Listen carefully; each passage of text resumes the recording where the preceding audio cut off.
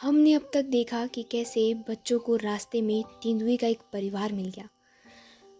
बच्चे तेंदुओं से डरकर झाड़ियों में छुपे बैठे थे, एक दूसरे का हाथ पकड़े अपने देवता का मुंह को ध्यान कर रहे थे। फिर थोड़ी देर बाद अचानक तेंदुए का परिवार उठा।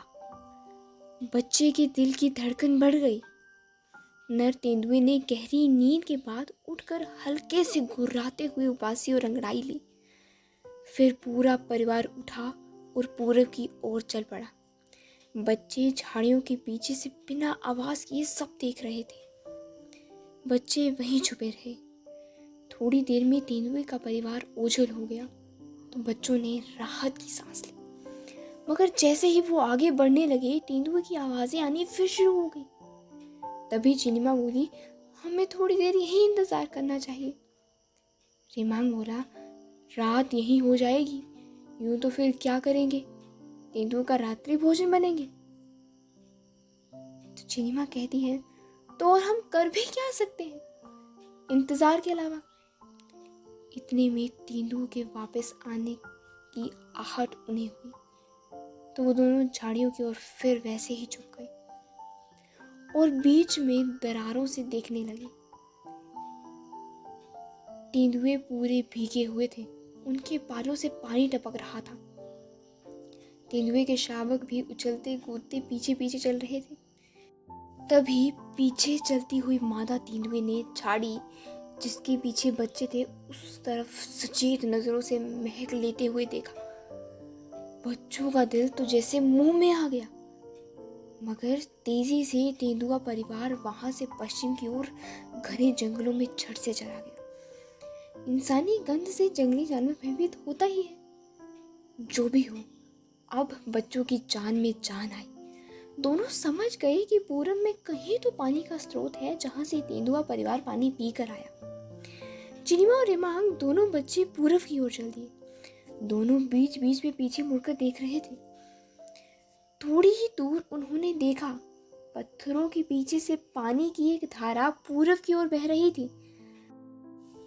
आगे जाकर देखा तो पता चला कि वो धारा उस पर्वत को पूरब की ओर काट कर पहाड़ के पीछे बहने वाली नदी में जाकर समा रही थी। तभी जिनमा एकदम से बोली, रेमांग, ये देखो, इन छोटे छोटे पत्थरों को देखकर तो लगता है कि ये धारा कभी इस ओर यानी दक्षिण में बहती होगी। रेमांग बोला, हाँ चिनिमा, देखो, इस दिशा में नीचे हमारा गांव है, यही धारा झरना बनाती होगी। चिनिमा बोली, ये बड़े बड़े पत्थर जिनके नीचे से ये धारा पूरब की ओर बह रही है, ऐसा लगता है जैसे ये पत्थर ऊपर से आकर गिरे हो। दोनों बच्चे जासूसी भरी नजरों से दृश्य को देख रहे थे। तभी रेमांग बोला, ये गुफा होगी शायद। हाँ चिनिमा, किसी वजह से बड़े पत्थर ऊपर से गिरे होंगे और गुफा का मुंह बंद हो गया होगा और धारा की दिशा बदल गई होगी। अब दोनों ऊंचे और हर्षित स्वर में बोले, हमने झरने का रहस्य सुलझा लिया, हमने झरने का रहस्य सुलझा लिया, सुलझा लिया। ये कहते कहते वो कबीले का नाच नाच रहे थे। अब ना तो सांप का डर दिख रहा था और ना ही तेंदुए का, बस खुशी थी तो जीत की। ऐसा ही होता है, जब अथक प्रयास दृढ़ संकल्प के साथ हो तो जीत मिलती ही है और उसकी खुशी सब कुछ अपने अंदर समा लेती है। चिनिमा झूमते हुए बोली, अगर ये गुफा का द्वार खुल जाए तो फिर हमारे गांव में झरना बहेगा और फिर गांव खुशहाल हो जाएगा। रेमांग झट से बोला, हाँ हाँ। चिनिमा ने वहां से मुगोरी में पानी भरा और दोनों ने पानी पिया और वहां के मनमोहक दृश्यों को नजरों में उतारा। तभी चिनिमा बोली, अब घर चलना चाहिए, घर वाले चिंता करेंगे। तो रेमांग कहता है कि क्यों ना हम ही गुफा का द्वार खोलने की कोशिश करें। ये सुन चिनिमा झट से बोली, नहीं नहीं, ये बड़ों का काम है, हम उन्हें बताएंगे और वो सावधानी से खुद इस काम को करेंगे। अगर हम थोड़ा और रुके तो देर हो जाएगी, घर वाले भी परेशान होते होंगे। चिनिमा रेमांग को डराते हुए बोलती, रेमांग भी मान गया। दोनों बच्चे पहाड़ से वापस अपने घर कबीले लौटने लगे। उधर गांव में अगले दिन जो पूजा थी, सभी उसी में व्यस्त थे। चिनीमा और रेमांग के मम्मी पापा को लगा कि दोनों दादी माँ के घर होंगे, जो वो अक्सर हुआ भी करते थे। दादी माँ को लगा आज बच्चे पूजा की तैयारी में होंगे या घर पर होंगे।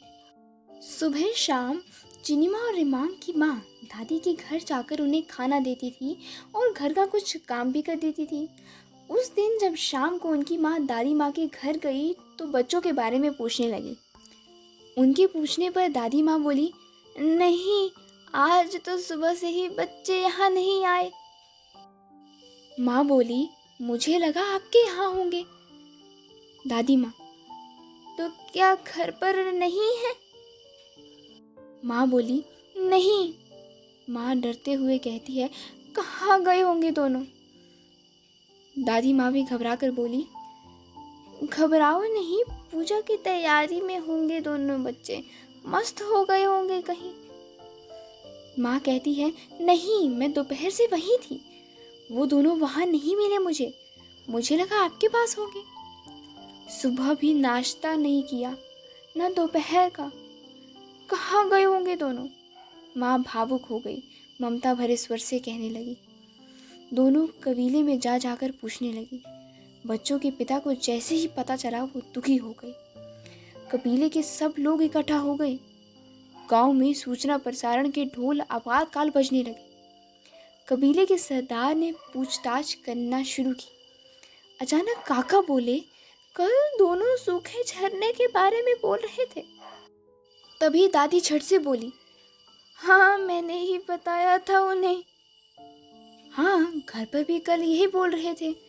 दोनों अकेले ऊपर तो नहीं चले गए?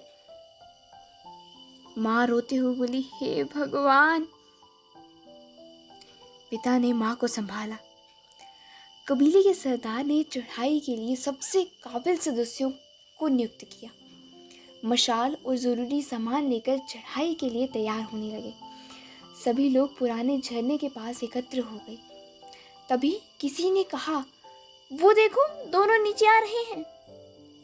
चिनीमा और रेमांग ने भी हाथ हिलाया। चिनीमा उत्साहित हो उठी और अचानक उसका पैर फिसल गया।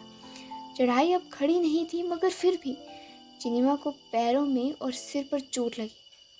सबकी सांसें और धड़कनें मानो थोड़ी देर के लिए थम सी गई। रेमांग ने चिनीमा को संभाला। चिनीमा भी बहादुर थी, संभल कर नीचे उतरी।